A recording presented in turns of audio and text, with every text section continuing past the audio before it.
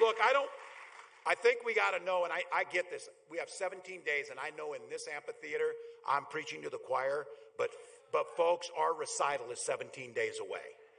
And we need to sing loudly. So it's important to know what's on the other side. If Donald Trump would be elected again, he would have the opportunity to appoint either 2 or 3 more Supreme Court justices during the next 4 years. This is a group of folks who already told Donald Trump, you have immunity to do whatever the hell you want to do. These are the folks that will be making decisions about the laws and this country for our children's and grandchildren's lifetime. They would have 6 of the 9 Supreme Court justices, and they would have no accountability over Donald Trump. And look, I know that's not the future you want for your family. It's not the one. So look, there's a solution. You and everyone you know vote for Kamala Harris, and none of that will happen. None of it.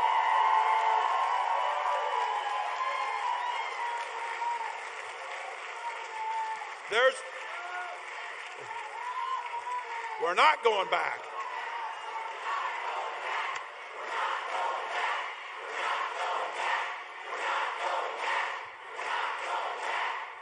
Look, there's plenty of reasons that the stakes in this election are really high, but let me give you one more.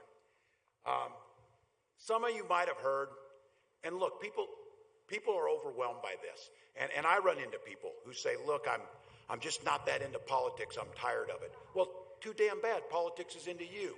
So, and some of these folks say, we got through one Trump term, and they rewrite the history of it. They don't recall that all of our neighbors were dying of COVID because his idiocy of neglecting science and telling us to inject bleach didn't do us much good. But I got to tell you this. They tell us we could survive another 4 years. I'm an optimist, and some of you have heard me say this.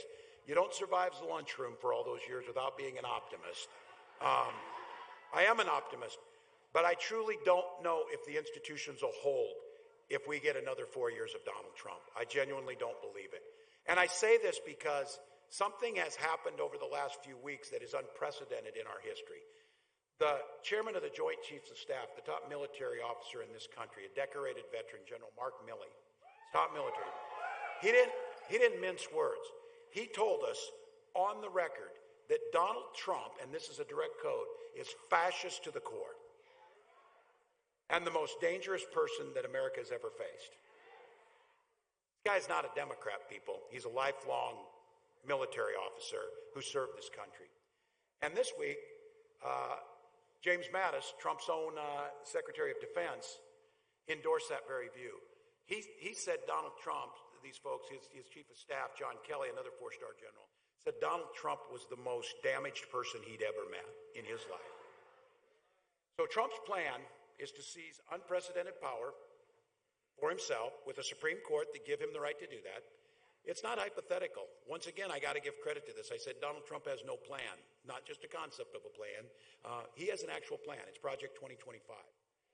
And it's coming right from their mouths. They're talking about this. This one I have to tell you. Some of you might know who this guy is. He was Trump's national security advisor for a short time. His name was Mike Flynn.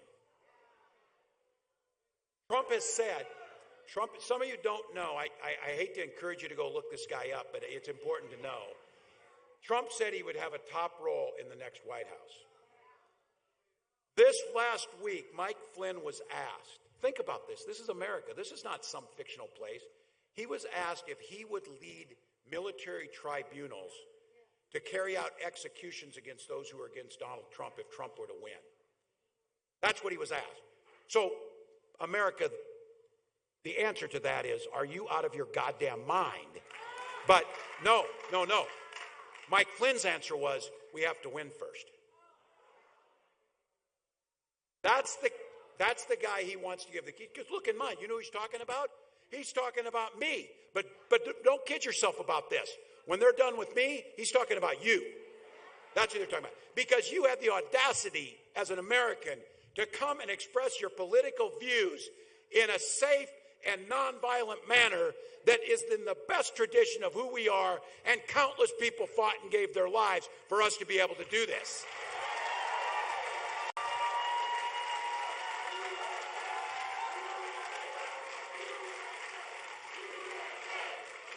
That's exactly right.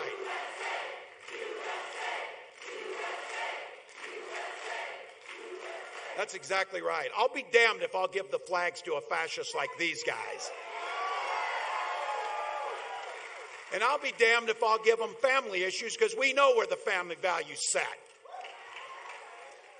We're not going to give them freedom, that's for damn sure, because we know what freedom looks like. And just for good measures, I'm not giving them football, the posers, because they don't know crap. Look, the Donald Trump of 2016 is not the Donald Trump that's running now. He is far more unfit than he was in 2016. He's more deranged. He's more desperate to keep his butt out of prison than he was in 2016. And he has made sure there's no guardrails. When I asked J.D. Vance a simple question in debate, did Donald Trump lose the election? He wouldn't answer it. He answered it this week. He said, no, he didn't lose the election. So just to be very clear, if J.D. Vance had been setting where Mike Pence was setting, they would have overthrown the elected government of the United States. There's a word for that. It's called traitor, just so we know. There's a word for that. And you know it here, and Tony Vargas knows it. God knows the spineless Republicans in Congress won't do a damn thing to stop him from doing whatever he wants. So look, you know it. There's one way we stop this from happening. You came here. We came here with the courage. Democrats, independents, Republicans across this state.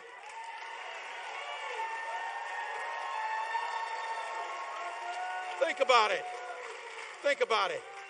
You tell me how bad Donald Trump is that he brought Bernie Sanders, Dick Cheney, and for Christ's sakes, Taylor Swift onto the same ticket. On the same ticket.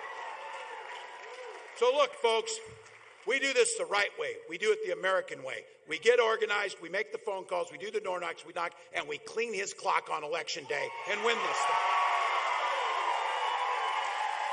That's how you do it.